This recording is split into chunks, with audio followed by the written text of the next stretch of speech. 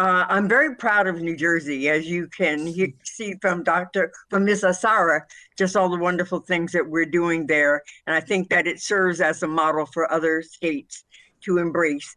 I want to talk a little bit about the disparities in mortality and morbidity in both mothers and babies as it relates to women who are of color and who share the same sort of socioeconomic educational background as white women, yet the disparity in healthcare outcomes is very different.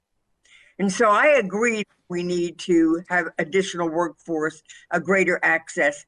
But even for those who had the healthcare, something that I'm very concerned about. One of the first bills I introduced was the Moms Act, which was to give women a say at what insurance they needed as coverage when they found themselves pregnant, and would also extend Medicaid for a year for those. I understand the need for greater access to care. What I don't know is how we deal with bias.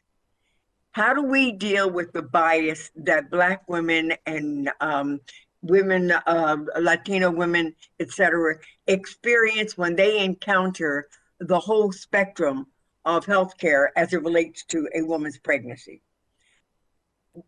What is it that we're seeing that strategies that are used, educational tools that are used, accountabilities that are being used to help us to overcome that which I know is very, very tough to deal with and very, very tough to qualify and quantify? And I wanted to ask Ms. Asare, what in New Jersey are we doing to get at implicit biases? And then I'd like to also ask Dr. Sakala as well. Thank you, Congresswoman. I really appreciate the question. I think the first thing we've done in New Jersey is we've called it out.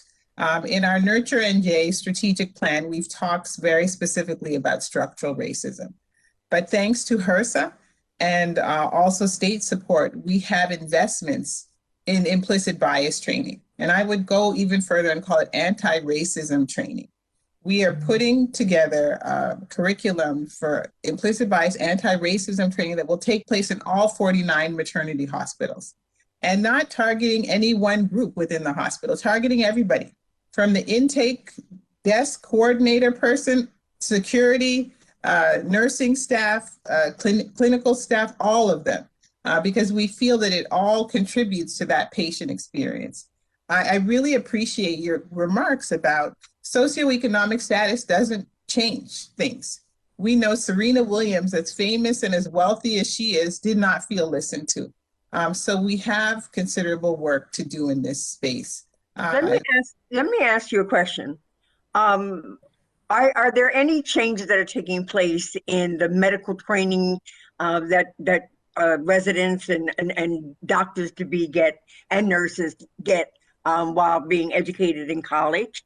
Are there any changes into the continuing education requirements that doctors in particular have to have that address this issue? And if not, how do we address that? What can we do? What should we do as members of Congress? Yeah, we do have legislation on the books that requires cultural competency training for medical students and residents. That was established back in the 90s. But we are currently working on legislation again around implicit bias training and talking to the medical schools, New Jersey Medical School, Robert Wood Johnson Medical School, certainly medical schools within the New Jersey system, about integrating that into the training. We need to go upstream. We have docs and folks who are practicing right now, but we're training folks as well. And it's really important to give them that requisite competency. Thank you. If I could just add to that too, at the March Dimes, we offer implicit bias training for workers that are working with pregnant women and new moms.